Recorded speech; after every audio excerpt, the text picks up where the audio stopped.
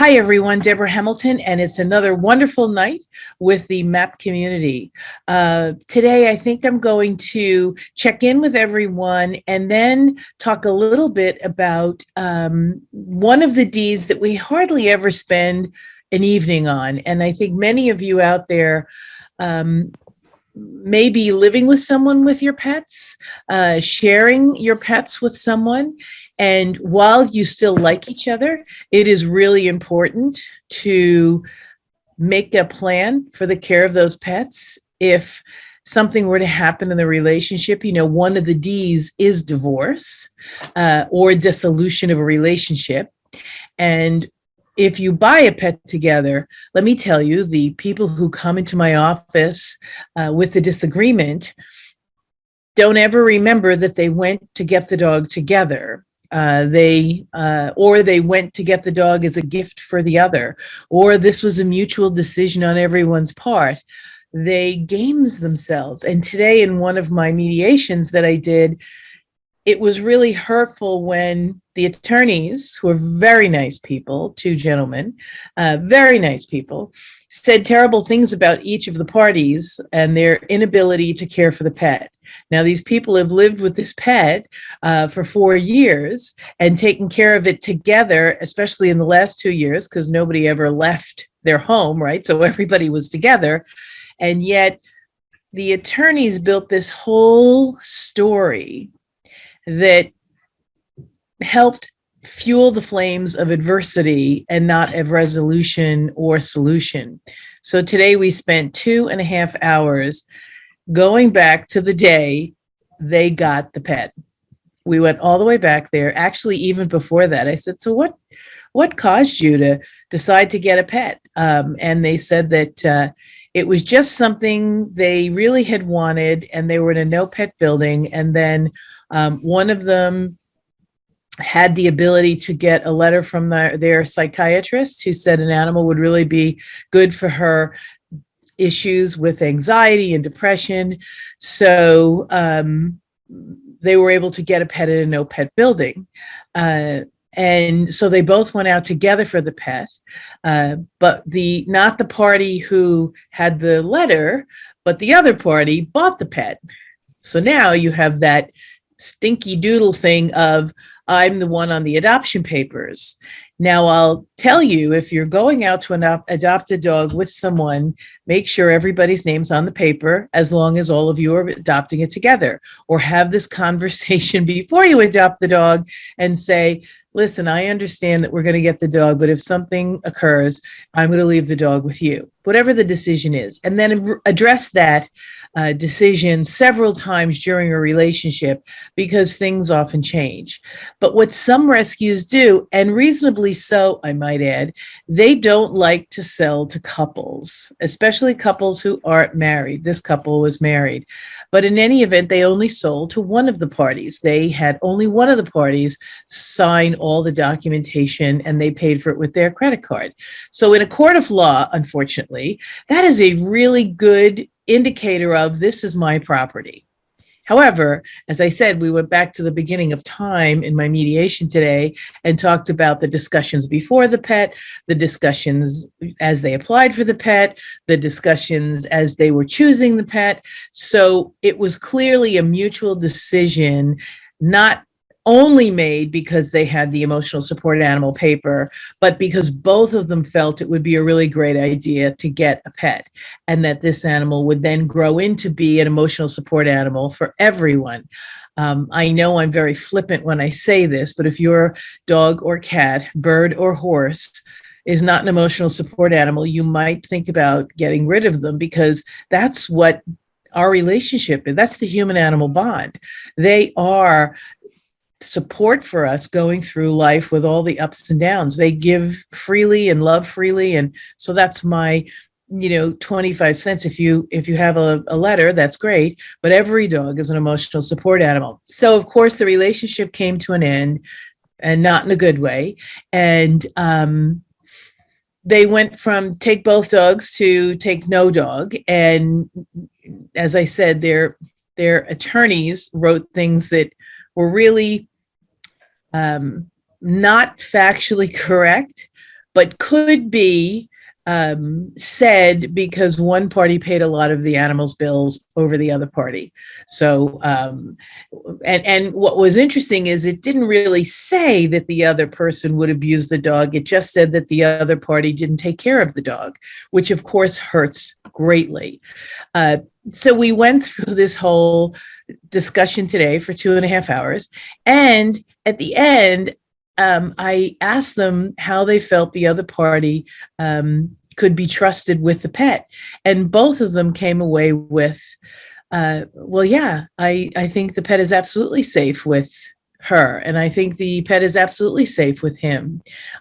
So what I'm trying to say in a long roundabout winded way as we start here is, when attorneys get involved in this discussion, they are going to advocate for you and build issues that may or may not effectuate the best outcome for you and the pet.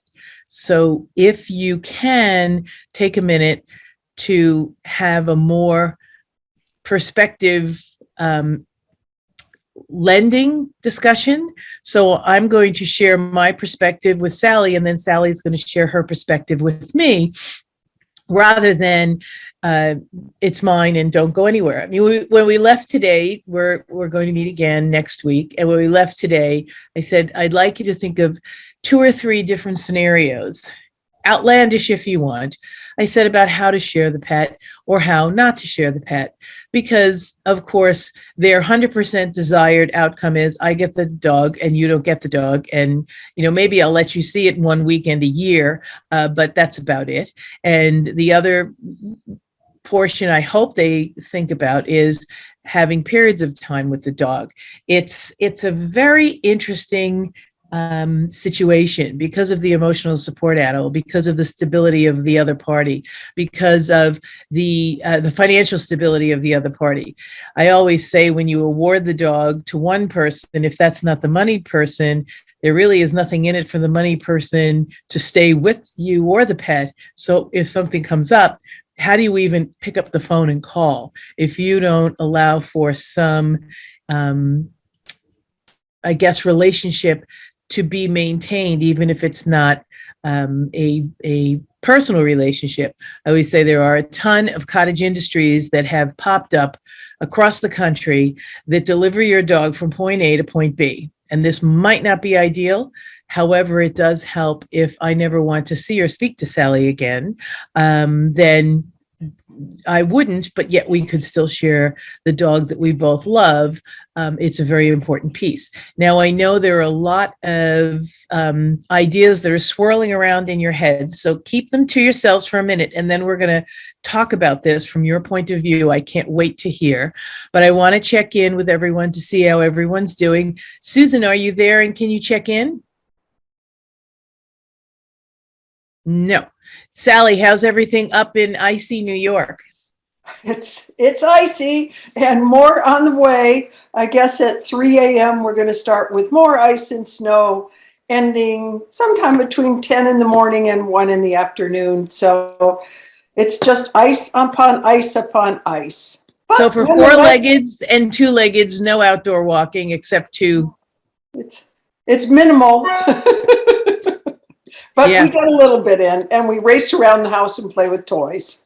Oh, good. There's always that, the good part of the toys. What's really interesting is that Jim went to the barbershop here in North Carolina. Of course, we don't know what the weather is here ever, because it was 56 degrees here today, and I bathed Junie outside because it was so hot, really. But we're allegedly getting a storm.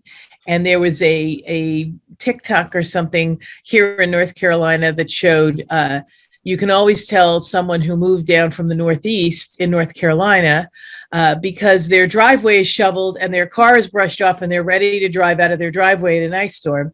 And so the guys in North Carolina who are working on my house said, well, then you're going to have to shovel and plow the street from your house, and then the street into town, and then the highway, because we just all sit there and wait until it melts. I sat there and I went, in New York, you would never sit and wait for it to melt. You would go shovel. But North Carolina, nope, they all sit in their houses and they let it melt. So, how about, yeah, I know, Kieran, you're holding your face, but they do. They just sit here and let it melt. It's because all the cars and houses in the video had a car with a snow, car, snow, car, snow, car, snow, totally pristine driveway, totally pristine car, snow car, and driveway snow. I laughed out loud. So, Kieran, how's everything with you? Oh, things are wonderful and crazy. Absolutely crazy. I have a wonderful bit of news and a crazy story for you tonight. Great. I can't wait to hear it. I can't wait to hear it. Let me check in real quick with Susan. How's everything going with Maggie, Susan? Well, not too bad. She was supposed to go to the groomer on Monday morning, and we had a snowstorm Sunday, and I just canceled it because I am really nervous about driving when it's not clean roads. So yeah, and that makes sense. Haircuts are not important when there's ice on the road. So that's good. So we'll make another plan, but maybe not this Monday because I think we're all due for a little more snow this weekend too. I know. This is really miserable. It is. So Kieran, fill us in. Right. I don't know if you've ever seen The Twilight Zone, Debbie. Have you? Of course. The guy hanging on the wing of the airplane. Yeah. This is pure Twilight Zone stuff, and the crazy thing is actually true. So I will tell you some very good news about the book as well afterwards. Oh, good. Right. But I've a friend over with me. He's been here just 9 days so far. And he was so happy to get out of Ireland because the lockdown was very intense. So yes, he arrives, and then second day, we're off to the beach, paradise, fantastic, the sun and everything. So we have some plans. He's really wishing to be Kieran. Probably the first on the planet. Yeah, I'm not sure too many people would want to be me. But right. So next day, we're sort of all set to go hiking, and then we discover on the internet that there's a storm warning. Join our group. Right, but this is a very unusual storm. It's called Kalima. I don't know if anybody has heard of that word. Right, it's like the word climate, but it's a very unusual set of circumstances where or calamity. Very close to calamity, yes. It's where the heat in the desert goes above 50 degrees. This is the Sahara Desert, which is 100 miles to the east of Tenerife and the Canary Islands. Yeah. So it reaches such a point where the sand basically vaporizes the sand dust. And then it collects on its way up to the atmosphere, it collects all of the petrochemicals, pollution around Morocco and the other African countries. So if you're unlucky and the wind starts to head over to the Canaries, and it can cover them, and it's been doing that for the last week. And the difficulty with the sand here is it's a public warning and it has the hazard levels. You do not leave a house. You simply have to look at it. 9 days? And worse than that, they highly advise you wear a mask indoors because this is very fine sand, and if it gets into your lungs, it comes in through the chimney or through the screens or the doors. Yeah, comes in everywhere. So, as I say, a bit like the Twilight Zone. Here's somebody come from Ireland, freedom from the lockdown, and only to go to another lockdown. And one more severe, where you actually have to wear your mask inside the house. Never mind outside the house. Oh my God. How long do they think that's going to last? It's how long is this vacation? Yes, that's probably what will happen. Yes, that's so. That's the Twilight Zone. Anyway, a little bit of good news today about the book. A little bit of good news today. So there was an open public competition I think it started in November, and it was run by the British Association of Educational Suppliers. So it's an association that looks after everything from BBC Learning to pens that the schools and the universities use, the school books. So I think there's about 300 different members, all of the book companies and so on. And they fund a company called Educate, and they run the competitions, and they choose a few likely candidates who they think can bring something to the standard of British education. Right. And the competition was quite vicious, and we had a few interviews, and we were confirmed as one of the few places this morning, or not this morning, sorry, this evening. This evening. So I was quite hopeful in the last few weeks we would get there, but as the story goes, anyway, they love the book and the idea and the content and everything else, and it's the way this will work is we will have some of their advisors and experts for the next few weeks, and they'd sort of choose which companies they think would find the whole project quite useful. It could end up as a school book, it could end up as an animation series for children. We've no idea yet, but what it really does is it solves this wonderful question of route to market when we're out there seeking other investors. And just, I suppose, winning a place on it does it says a lot for the project and everybody who's put their work into it. So it's feel like it's sort of our first institutional investor. Well, I am absolutely thrilled. That would be fabulous if it gets into the British school system as a book that can be used to teach things. How fabulous is that? Well, we're a long way off, but it is it's as this, you know yourself, Debbie, and you know in the life of a business, to say the milestone. I think it's a very nice milestones that point in the right direction, and then you have to just see. Absolutely. Yeah. Wow. So. Wow. Well, as you know, because I wrote and asked you if it was okay, there was a presentation at Vet Partners on Friday that I was there for.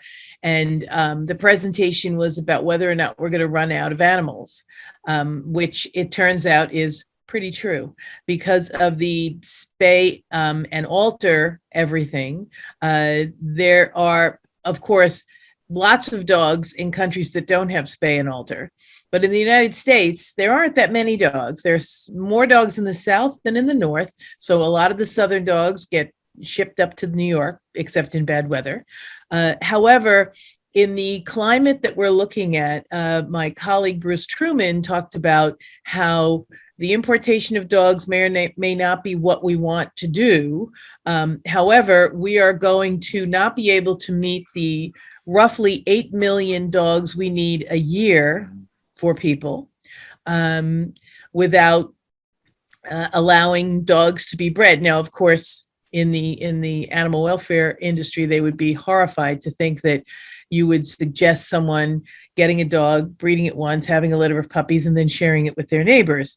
However, if we don't figure out how to be responsible dog owners, we continue on the trajectory that everybody needs to be altered and spayed, because now here in the United States, at least, rescues and shelters are trying to find a way to breed the dogs they get that are not altered or spayed so that they can sell puppies to people who want puppies because they don't have puppies.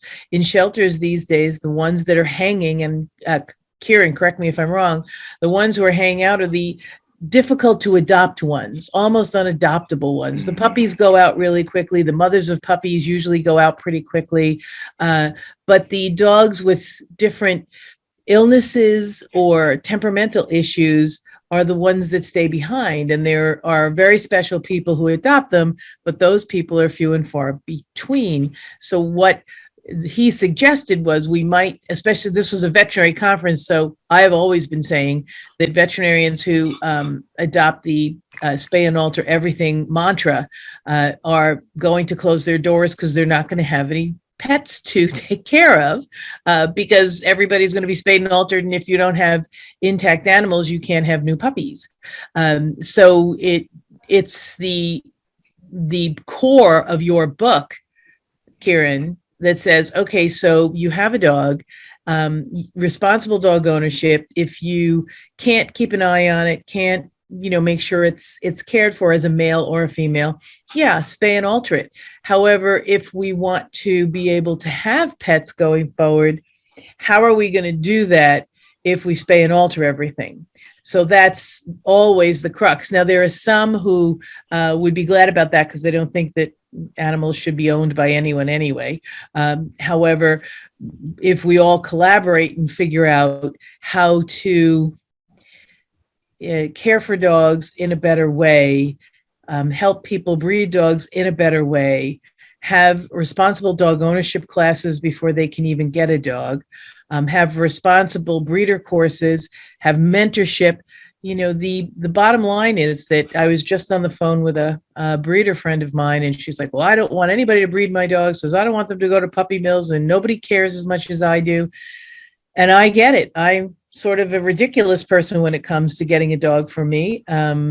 However, we have to build on mentorship and education, and not simply on either choosing not to breed a dog because you can't find good owners, or just breeding the dog and letting the chips fall where they may, because then those dogs fall through the cracks and become statistics. So there's got to be a happy medium where we help people get the dogs they want. Sally wants Irish setters. Susan wanted a Catan. People want bulldogs.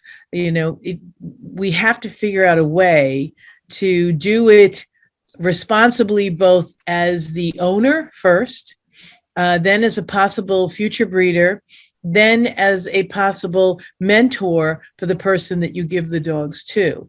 So that means that the mentee has to be open to being menteed, not that, I bought the dog from you, leave me alone, it's my dog now. That's where we get into a lot of trouble if people don't work together to make sure that each dog, from whelping box to Rainbow Bridge, has a course. And that's why we're here for the MAAP plan, because part of that course is to make sure that the dog goes somewhere if something happens to you, is shared by you if you're getting a divorce or a dissolution of a relationship, is cared for if you're sick, long-term, short-term.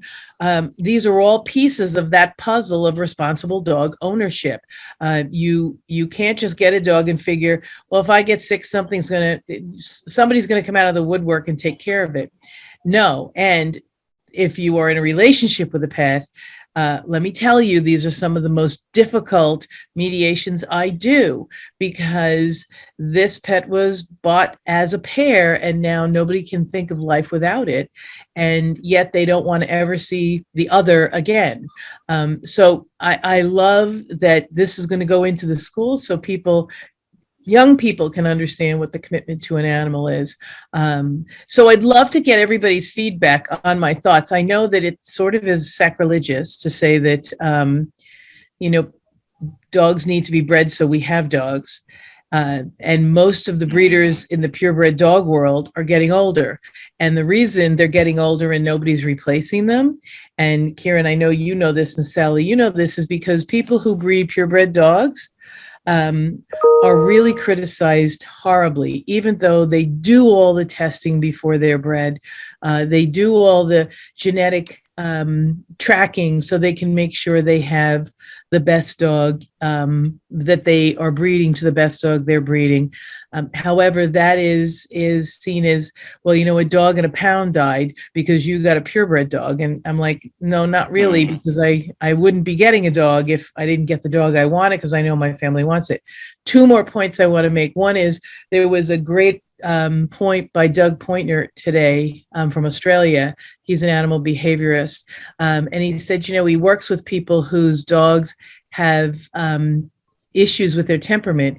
And he said it's sort of a chicken or the egg question whether or not people with children who get dogs should get dogs when they have children, because pets are not bomb-proof. I always told my sons, God forgive me, that if the dog bit them, it would probably be their fault, and I would say, good dog. Because they either played too rough or pulled its tail or pulled its ear. Dogs are not bomb-proof. You should never expect your dog to be subject to pain or torment, and not act like it's a dog. they're going to do things that aren't human-like. They're not going to say, oh, well, he's just being mean to me. He can't walk up and say that to you. So you should always make sure that your pets are in a safe situation and that your children feel really respectful of the pets in their life, because we're all beings. And I know, Kieran, you're a strong advocate of that. The second one was, and so this is me with my naughty hat on, a doctor at Vet Partners did a study with Nationwide, the insurance company, to show that doodles have a much lower incident of cancer based on insurance claims put in for reimbursement than golden retrievers, Labrador retrievers, or poodles. So he said, they are 48 or 62% healthier than if you got a retriever or a golden retriever, a Labrador retriever, a poodle. So, of course, when he got finished, I said, well, of course. They said, because it's hybrid vigor. You're putting two breeds together that don't necessarily have the same genetic makeup. I said, so you're going to get a lower number of cancers. I said, but did you do a study on whether or not those dogs went to the vet for dermatological issues or IBD or hip dysplasia or temperament? I said, because those are things that really have been seen as an issue with the doodle breeds. So if you're going to do a study and tell people that a doodle is healthier than a golden retriever, a Labrador retriever, or a poodle with respect to cancer, absolutely. I'm so happy. That's a great study to have done. But don't give them a false sense of security that they're getting a healthier dog when they get a doodle. They're getting a healthier dog in a cancer study. And most people, as we all know, only read the headlines. They do not read the crux of the story, which is that it's a cancer study. And yes, hybrid vigor is fabulous, and it will eliminate the high numbers of cancer in the dogs of first generation. So absolutely, we all know that. But let's look at what other things are going to come out of those breedings.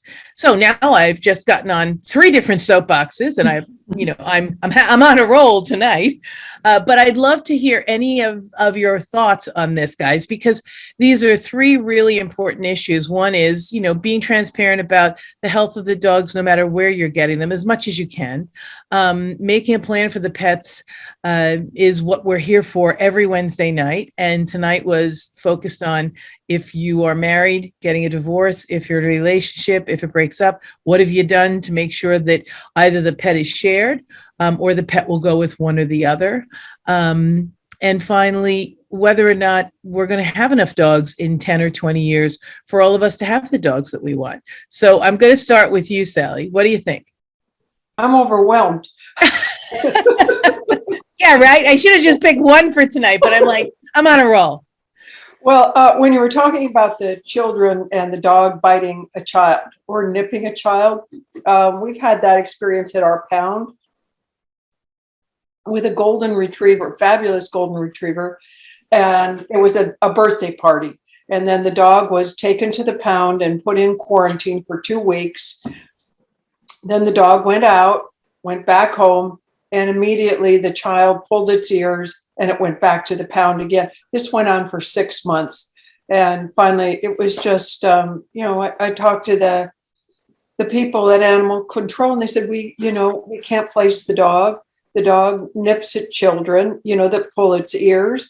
And they said, it's a wonderful dog, but it's living its life at the pound. It was just overwhelming. So I don't know. These are all really tough questions. And I think there are a lot of things you can try. I don't know what's right or what's wrong. I don't know. I never would want one of my dogs to bite my children. However, my children were taught from little up that there should be, and I know that in One-Eyed Leo, children are taught that there is a respectful conduct around a dog. Kieran, what do you think? You can pick one or do all 3: divorce, doodles, or I'm going to jump in a soapbox for 2 minutes then. Right. Um, just on those subjects very quickly, Debbie, when you look at, that whole argument, will we run out of pets, and the spay and the altering?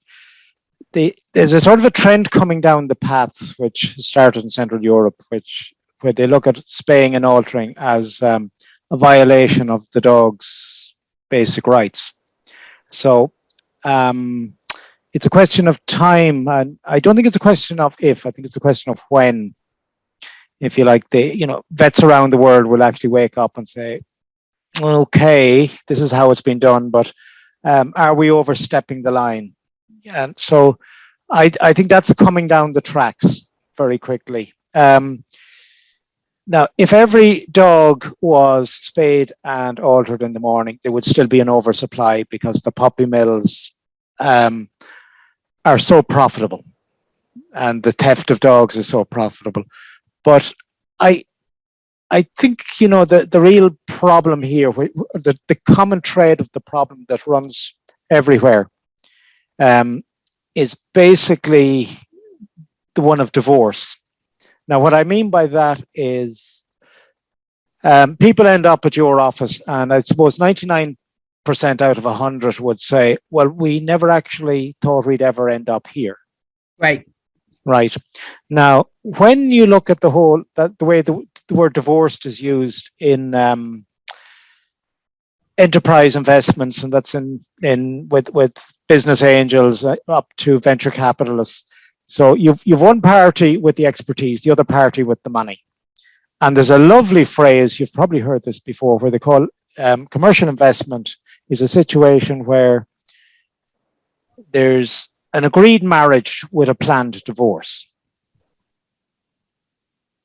Right? So in other words, you agree to work together, but the investors and everybody else say, well, we plan to take our profit and our money back and everything else within 3 or 6 or 10 years or whatever.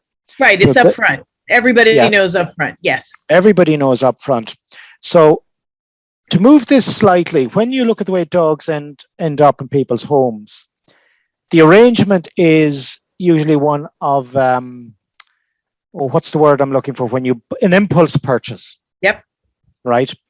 Now, when I look at the way the pet insurance companies work, is they're a little bit, they don't really have their act together in a lot of ways. So when, for example, they're insuring, they're providing health insurance, it's the old story. If you have an insurance policy from your 20s, 30s, 40s, 50s, then they keep the price low because you're the regular customer.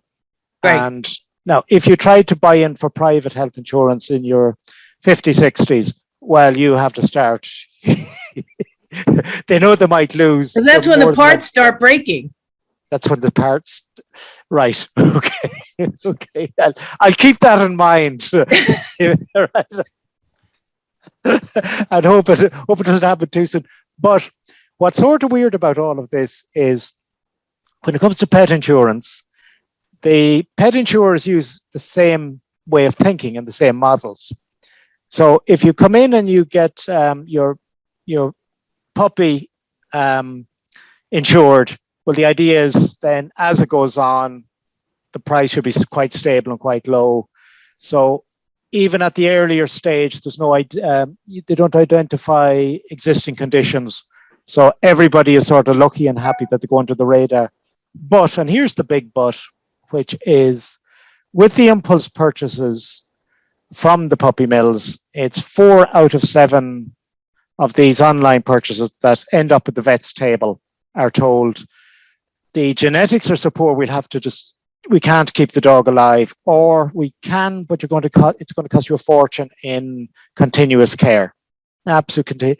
So what I'm trying to get at here is the ideal model would be, if you like, the timelines that the insurance companies look at the very start of the discussion on getting a dog.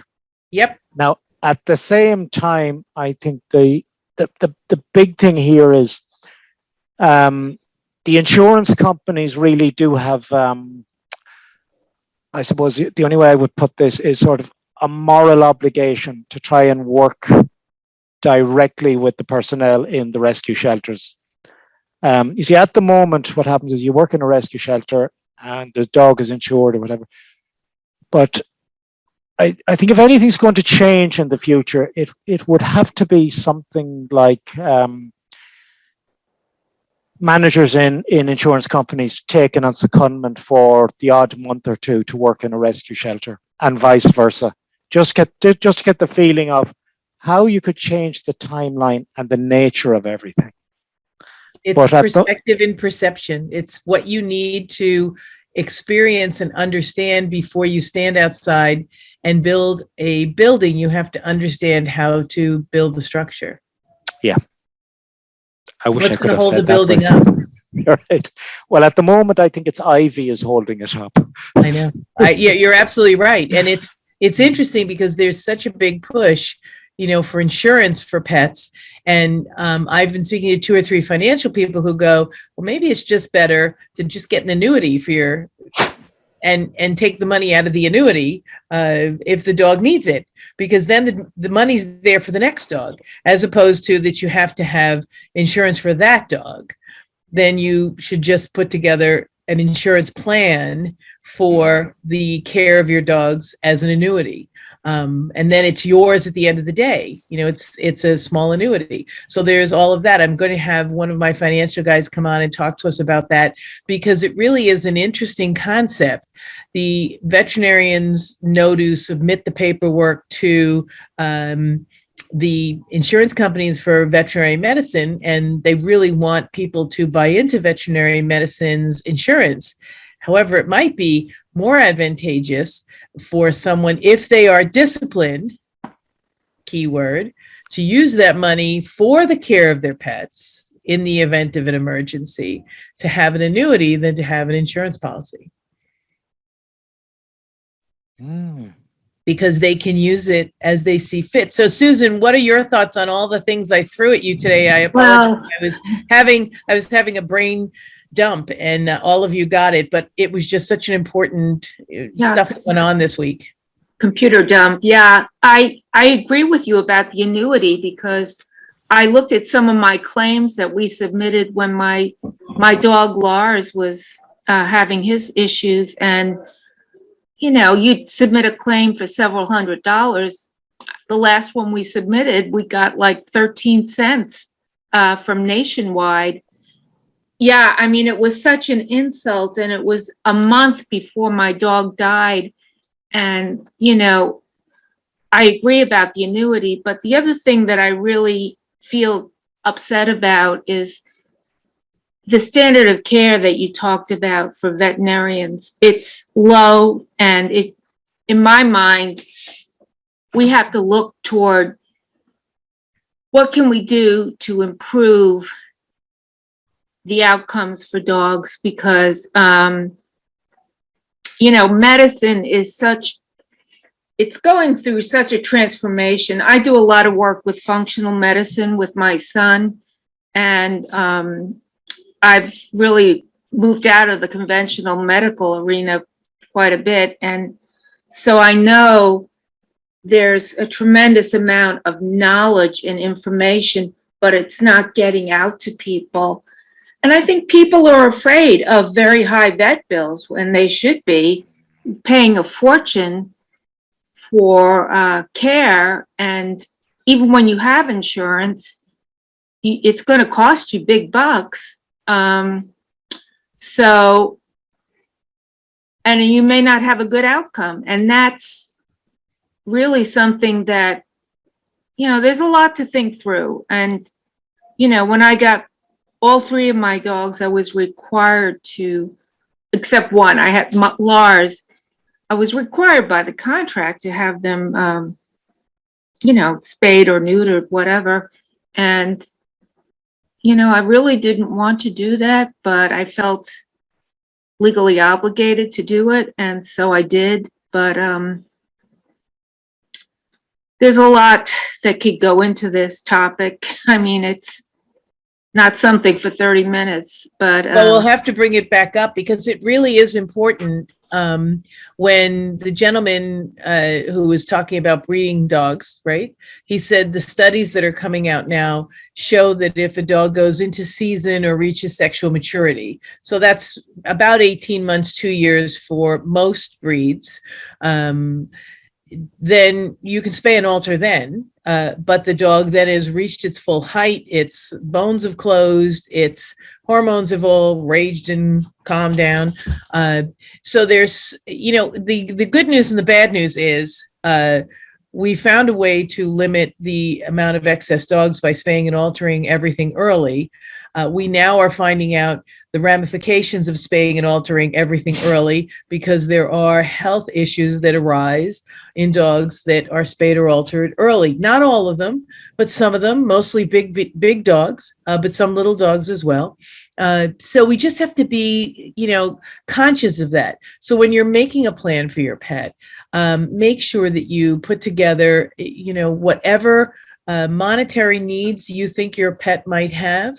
If you have an annuity, that's always something good to be able to assign to who's ever going to take care of your pet so that they can take care of your pet. Check if your insurance, if you're getting insurance through one of the big pet insurance companies, is assignable. It's absolutely imperative. And if you're in a relationship or if you're married, I know it's very interesting. I was away for 3 days, and when I came home, Junie actually started to go out and see Jim while I was home. And he never did that before because he was home alone with Jim for 3 days. And so don't presume that the dog will do so much better with you than with anybody else, because quite frankly, they do really, really well with everybody. They like the change in scenery. I think I've told you guys a few times that I had a divorce between someone who was a triathlete and someone who was a football lover who sat on the couch every Saturday. And the dog loved being with the football player, eating Cheetos on Saturdays and Sundays as much as he loved going out and swimming and running next to the bike and running with his owner who was preparing for the triathlon. So they're not, excuse the pun, but they're not one-trick ponies. They don't really need to only have this cocoon to live in. Yeah, it's really great for them to live in that cocoon, but if something happened to you, they would have to adjust. So let's make a plan to make sure they adjust in the most simple way and less egregious to them when you're going forward. So yeah, we've hit a lot of topics tonight, and I'm so grateful for you guys letting me do my brain dump because it was so much that happened over the past. Well, first of all, last week when I spoke to you, I was in the car on the way to Florida. Spoke in Florida. Great reception to my conscious conversation program that I put out there. Have a lot of things percolating with others going forward. But some of the programs that were put on at the program really caused me to think. So my Tuesday and Thursdays, I don't know if you guys have seen them, but my Tuesday and Thursday Muses with Junie as I walk will continue. Everyone who listens to this MAAP plan, sign up for the Facebook's Hamilton Law Mediation or Deborah Hamilton or my LinkedIn or my Twitter or my Instagram, because these minute and 15 videos come up and I ask you a question about something that should be something you're considering with your pet or maybe just with people in general. So until next Wednesday, I'm so grateful you guys were here and let me do my brain dump or my computer dump, as Susan said. And I so appreciate everyone. Have a great, week. We'll see you again next Wednesday. It'll be the last Wednesday before I get my new Lego. So we will be chatting about what to do next week if you're going to the hospital, because I am living proof of it right now. So it's a good topic, disease, disaster, disability, all of them are happening at the same time. So I will fill you in on how I've worked that out. But until next time, this is Deborah Hamilton, Hamilton Law and Mediation, soon to be Hamilton ADR. And until next time, kiss your pets for me.